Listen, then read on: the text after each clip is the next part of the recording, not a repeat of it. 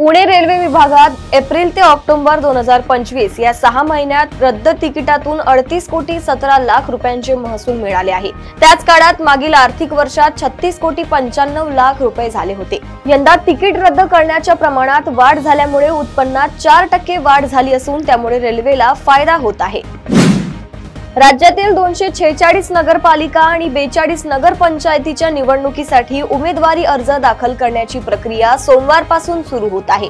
महायुती आणि महाविकास आघाडीतील घटक पक्षांमध्ये युती व आघाडीबाबत राज्य पातळीवर काही चर्चा झालेली नाही। स्थानिक पातळीवर निर्णयांचे अधिकार सर्वच राजकीय पक्षांनी दिल्याने सोयीच्या आघाड्या व समीकरणे जोडण्याची शक्यता आहे।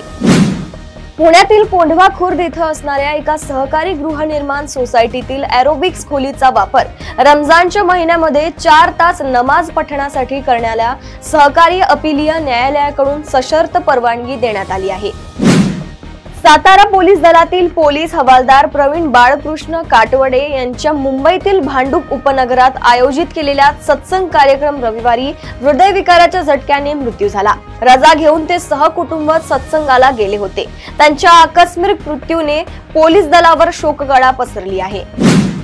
गुंतवणूकदारांना दरमहा 10,000 रुपये व्याज देण्याची आमिष दाखवत कोट्यवधी रुपयांची फसवणूक करणारा प्रसन्न पुलेकर आधीच तुरुंगात आहे। आता या प्रकरणात विशाल शिंपी याला पोलिसांनी अटक केली आहे। न्यायालयाने शिंपीला 10 दिवसांची पोलीस कोठडी सुनावली आहे। राज्य सरकार दरमहा 1500 रुपयांचे अनुदान पात्र महिलांच्या खात्यात जमा करत आहे।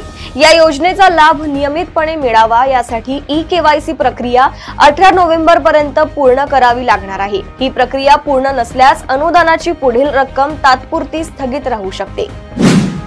आगामी मुंबई महापालिकेची निवडणूक काँग्रेस स्वबळावर लढवणार असल्याची माहिती काँग्रेसचे नेते विजय वडेट्टीवार यांनी दिली आहे। त्यामुळे महाविकास आघाडीत फूट पडली का असा सवाल राजकीय वर्तुळात उपस्थित केला जात आहे।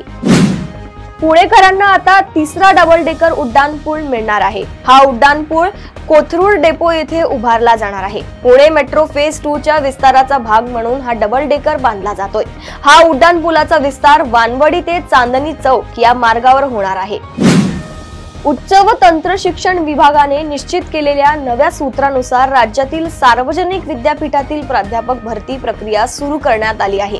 मात्र या सूत्राला अखिल भारतीय विद्यार्थी परिषद महाराष्ट्र नवप्राध्यापक संघटनेने विरोध केला असून राज्यातील स्थानिक उमेदवार डावलले जात असल्याचा आक्षेप नोंदवण्यात आला आहे। भारतातील सर्वाधिक नोंदणीकृत स्टार्टअप्स महाराष्ट्रात असून यातील 45% स्टार्टअप्स महिलांच्या नेतृत्वाखाली आहेत। महाराष्ट्र ही देशाची स्टार्टअप राजधानी असून देशाच्या 5 लाख कोटी डॉलर अर्थव्यवस्थेच्या उद्दिष्टात राज्याचा मोठा वाटा असेल असा विश्वास मुख्यमंत्री देवेंद्र फडणवीस यांनी व्यक्त केला। प्रदेशातील अशा टॉप 10 बातम्या मी साक्षी आपल्यापर्यंत पोहोचवत राहील। तोपर्यंत बघत रहा देशोन्नती। नमस्कार।